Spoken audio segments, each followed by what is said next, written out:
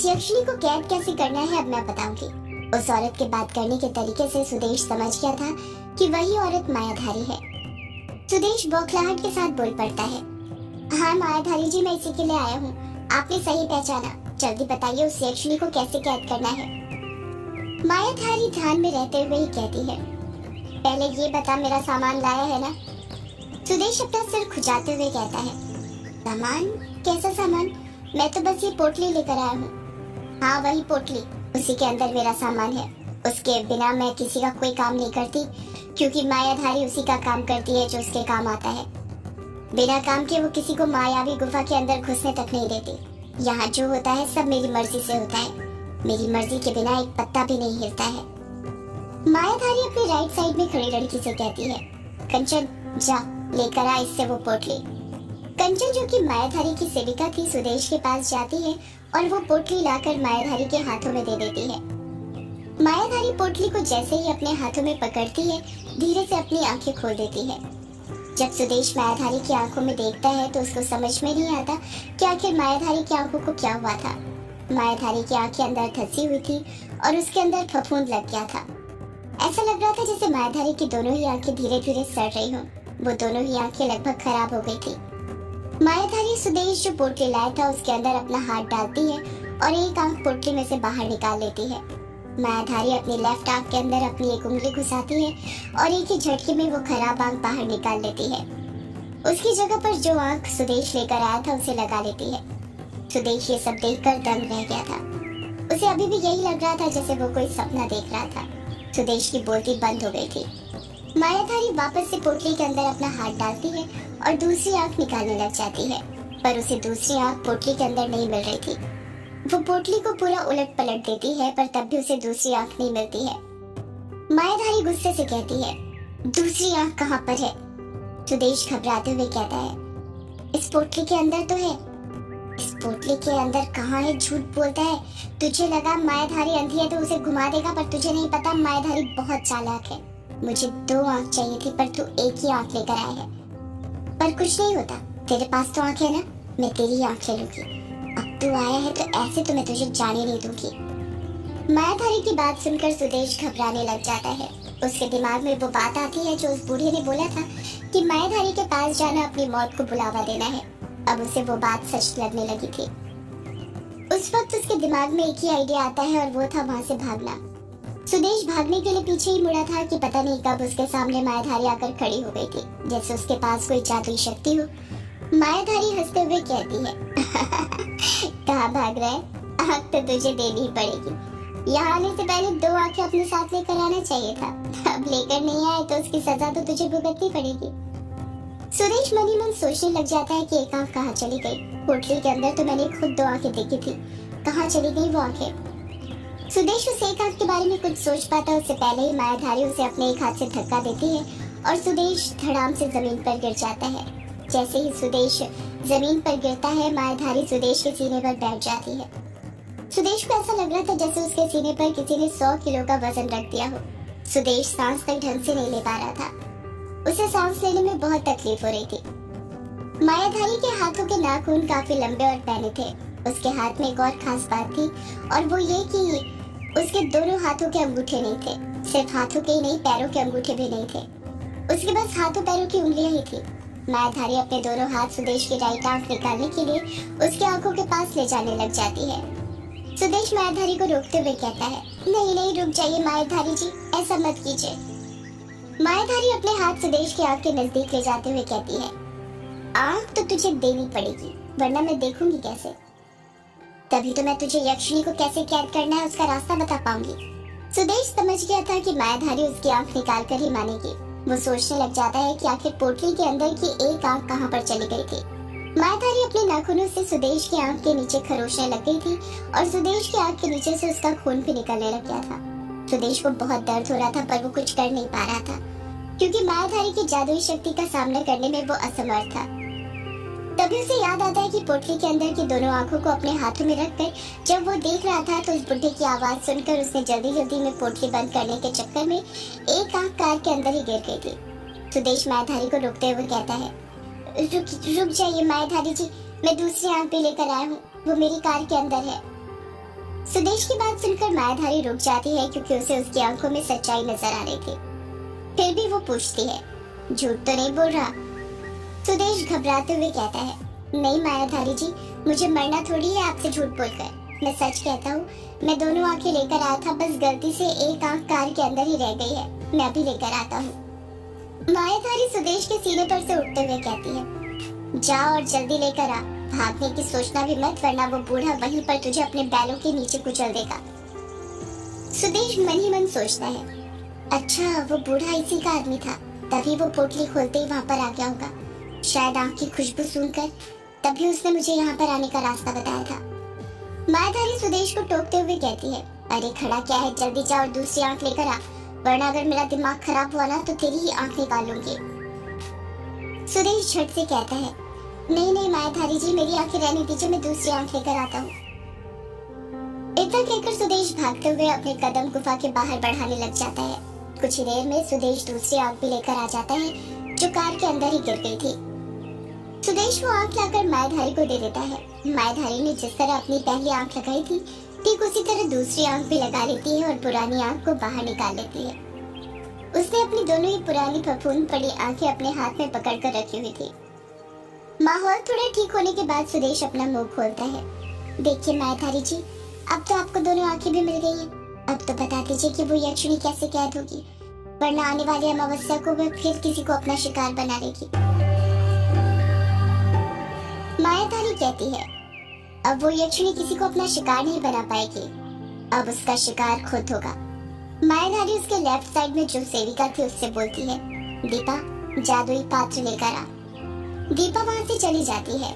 मायाधारी वापस जाकर खोपड़ियों के ऊपर बैठ जाती है। कुछ ही देर में मायाधारी की दूसरी सेविका दीपा अपने साथ एक चांदी की तरह चमकता हुआ पात्र लेकर आती है जो बारात की तरह था, जिसके अंदर गुलाबी रंग का पानी भरा हुआ था।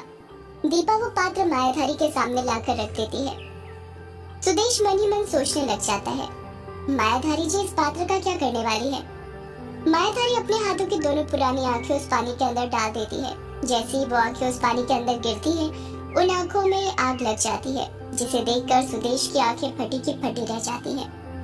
जलकर वो आंखें पानी में ही गायब हो गई थी। मायाधारी अपनी आंखों से उसकी सेविका कंचन को इशारा करती है। कंचन सुदेश के पास जाती है और झट से उसके सिर पर से एक बाल तोड़ लेती है। सुदेश चीखता है, आपने मेरा बाल क्यों तोड़ा?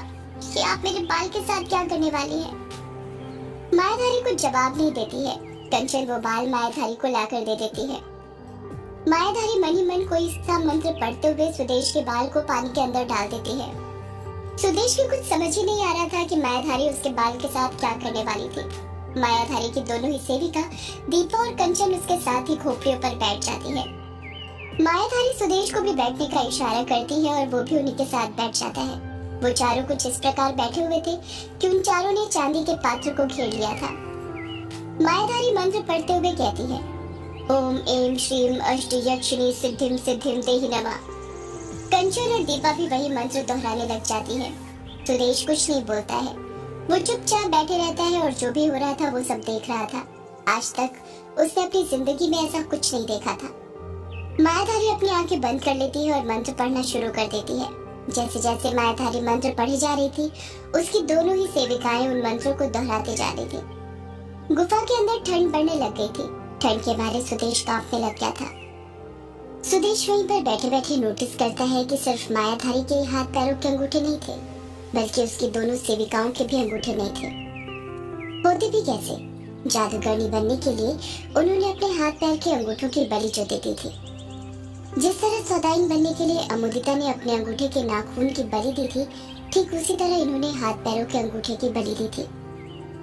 गुफा के अंदर मंत्रों के उच्चारण की आवाजें गूंजने लग गई थी।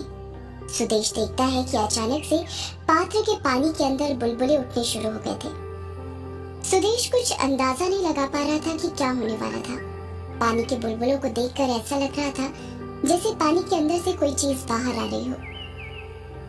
कुछ ही देर बाद सुदेश देखता है कि पात्र के पानी के अंदर से एक कांच की 15 सेंटीमीटर लंबी बॉटल निकलती है, जिसके अंदर एक नीला केचुआ था। नीला केचुआ जो कि भारत में देखना बहुत ही दुर्लभ है और सिर्फ मेघालय में ही पाया जाता है। नीले केचुओं का एक समूह मेघालय की पूर्व खासी हिल्स में ढलान में 300 मीटर ऊपर और नीचे की ओर पलायन करता है। वो नीला केचुआ सुदेश की तरह ही चुपचाप बॉटल के अंदर बैठा हुआ था। सुदेश ने आज तक मेघालय क्षेत्र में रहकर भी नीला केचुआ पहले कभी नहीं देखा था। मायाधारी की दोनों ही सेविकाएं मंत्र पढ़ना बंद कर देती हैं। उसके बाद जब मायाधारी अपनी आंखें खोलती है तो सुदेश देखता है कि मायाधारी की आंखें पहले के मुकाबले कमजोर हो गई थी। उसकी आंखें अंदर धंस रही थी जो उसने अभी थोड़ी देर पहले लगाई थी। मायाधारी ने अपनी आंखों की शक्ति का प्रयोग करके वो केचुआ और बॉटल उत्पन्न किया था, जिसके कारण उसकी आंखें कमजोर होकर अंदर धंस गई थी। सुदेश उस केचुए को देखते हुए कहता है, इस नीले केचुए से आप क्या करने वाली हैं मायाधारी जी? मायाधारी सुदेश के सवाल का जवाब देते हुए कहती है, ये नीला केचुआ ही यक्षिणी को कैद करेगा। सुदेश अपना मुंह फाड़ते हुए कहता है, क्या? पर कैसे? ये केचुआ कैसे यक्षिणी को कैद कर सकता है? मायाधारी सुदेश को सब कुछ बता देती है कि कैसे नीले केचुए की मदद से उसे यक्षिणी को कैद करना है, और सुदेश सब कुछ समझ जाता है। सारी बात सुनने के बाद सुदेश मायाधारी से पूछता है, आपकी सारी बातें समझ गया मैं कि मुझे और जीजा जी को क्या करना है, पर एक बात समझ नहीं आ रही। मैं तो आपको लेने आया था, आप मेरे साथ क्यों नहीं चल रही? आप भी उस यक्षिणी को कैद करने की विधि कर दीजिए ना। नहीं, ये विधि तुझे और तेरे जीजा को ही मिलकर करनी पड़ेगी। अब क्योंकि मैंने इस विधि में तेरा बाल और तेरे जीजा जी का नाम उपयोग किया है, ये केचुआ तुम्हारे लिए ही आया है। अब ये विधि को तुम्हें ही अंजाम तक पहुंचाना है। और रही बात मेरे आने की, तो अभी मेरे वहां आने की कोई जरूरत नहीं है। जब जरूरत पड़ेगी मैं खुद आ जाऊंगी। वो यक्षिणी अभी कमजोर है, इसलिए तुम खुद ही उसे कैद कर लोगे। और हाँ, याद रखना, चाहे कुछ भी हो उसे कैद कर ही देना, वरना जैसे जैसे वो लोगों की शिकार करती जाएगी उसकी शक्तियां बढ़ती जाएगी। फिर मुझे भी उसे रोकने में परेशानी हो सकती है। आप फिक्र मत कीजिए मायाधारी जी, जैसा आपने कहा है मैं और जीजा जी वैसा ही करेंगे। कोई गलती नहीं होगी, गलती होनी भी नहीं चाहिए, क्योंकि अगर यक्षिणी कैद नहीं हुई तो उसका अगला शिकार तू और तेरे जीजा में से ही कोई एक होगा। ये बात सुनकर सुदेश का दिल दहल जाता है। वो मन ही मन सोचने लग जाता है, ये कहाँ फंस गया मैं? ये बात मुझे मायाधारी जी ने पहले क्यों नहीं बताई? मायाधारी कहती है, चल जा और अब अगली बार आए तो दूसरी आंखें लेकर आना, पता नहीं कब तक चलेगी ये। सुदेश मायाधारी की आंखें देखते हुए कहता है, हाँ लेकर आऊंगा। सुदेश उस बोतल को उठाता है जिसके अंदर केचुआ रखा था और गुफा से बाहर की ओर जाने लग जाता है। सुदेश अपने अतीत की यादों में से बाहर आ जाता है। उसने दिलीप को यही बात बताई थी कि कैसे केचुए की मदद से यक्षिणी को कैद करना था। ये बात नहीं बताई थी कि वो रास्ता भूल गया था और पोटली उसने रास्ते में खोल कर देखी थी। सुदेश अपने साथ जो काला बैग लाया था उसकी चेन खोलता है और उसमें से कांच की बोतल निकालता है जिसके अंदर नीला केचुआ यहाँ से वहाँ घूम रहा था। सुदेश दिलीप को वो बोतल दिखाते हुए कहता है, यही है जीजा जी वो नीला केचुआ जो मायाधारी जी ने दिया है। दिलीप भी केचुए को देखते हुए कहता है, अच्छा तो यही है जो यक्षिणी को कैद करेगा, पर कब कैद करना है ये तो बता। आज ही जीजा जी, मायाधारी जी ने कहा था कि जिस दिन तू पहुँचे उसी दिन विधि संपन्न कर लेना, वरना ये नीला केचुआ गायब हो जाएगा। ठीक है, फिर आज रात ही उस यक्षिणी को कैद करते हैं। बड़ी आई थी अमावस्या को शिकार करने वाली, पर उससे पहले ही आज रात उसे कैद कर देंगे। सदियों से है पुराना